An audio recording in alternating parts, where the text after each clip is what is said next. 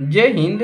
आज हम मानव नेत्र के बारे में सीखेंगे कि मानव नेत्र क्या होता है और इसका संरचना आपको किस प्रकार से करनी है। ठीक है, कक्षा 10 विज्ञान, चैप्टर नंबर आपका है 10। ठीक है, मानव नेत्र और रंग बिरंगा संसार से। तो यहाँ से आपका मानव नेत्र जो है आपका 4 नंबर का यहाँ से पूछ लेता है। ठीक है, 4 अंक का यहाँ से पूछ लेता है कि मानव नेत्र का सचित्र वर्णन कीजिए। ठीक है, तो आपको इसमें ज़्यादा लिखने की आवश्यकता नहीं है, एक ही पेज में आपका ये परिभाषा भी हो जाएगा और आपका चित्र भी बन जाएगा। ठीक है, तो आपको मानव नेत्र बना लेना है, अच्छे से प्रैक्टिस कर लेना है, 2-3 बार इसको बना लेंगे तो आराम से बन जाएगा। ठीक है, तो इसमें आपको लिखना है जो ये लेंस यहाँ पर लगा हुआ है, जो आँख होता है। ठीक है, ये क्या होता है, क्रिस्टली लेंस होता है।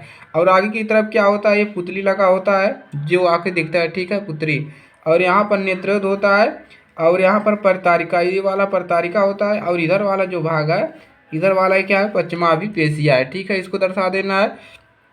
और ये जो बीच वाला है, ये स्वच्छ मंडल है, जो हमारी आंखों की सुरक्षा करता है, स्वच्छ मंडल है। ठीक है, और इस आंखों में क्या भरा होता है, एक कचाप द्रव भरा होता है, कचाप द्रव, इसको लिख लेना है। और दृष्ट पटल, और ये वाला जो भाग है, इधर वाला भाग, इसी को कहते हैं दृष्ट पटल, यानी कि ये रेटिना होता है। ठीक है, और यहाँ पर है दृक् तंत्रिका, इसको दर्शा लेना है। और देखिए स्वच्छ मंडल को आप इसको कार्निया भी कहते हैं। ठीक है, ये जो स्वच्छ मंडल है यानी कि आगे वाला हिस्सा जो है, इसको कार्निया कहते हैं। और अंदर वाला हिस्सा है, इसको रेटिना कहते हैं, जहाँ पर आपका प्रतिबिंब बनता है। ठीक है, तो अब इसमें लिखना क्या है, तो आपको इतना सारा दर्शा लेना है, इसमें अच्छे से फिगर बना के 3-4 दर्शा लेना है, परतारिका, पुतली, नेत्रोद, ये सब दर्शा लेना है। और उसके बाद इसमें लिख लेना है थोड़ा बहुत। ठीक है, तो सबसे पहले आप कार्निया के बारे में लिख लीजिएगा।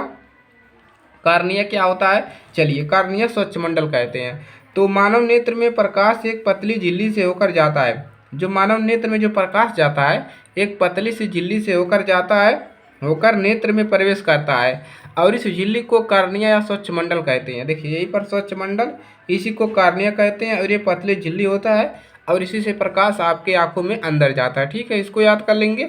और दूसरा याद करेंगे रेटिना, रेटिना यानी कि दृष्ट पटल। ठीक है, तो रेटिना में क्या लिखेंगे, मानव नेत्र में लेंस निकाय एक प्रकाश सुग्राही पर्दे लगे होते हैं, जिसे रेटिना या दृष्ट पटल कहते हैं। देखिए यहाँ पर एक पर्दा लगा हुआ है, यहाँ पर यही एक पर्दा लगा होता है, सुग्राही लगा होता है, जिसी को क्या कहते हैं, दृष्ट पटल कहते हैं।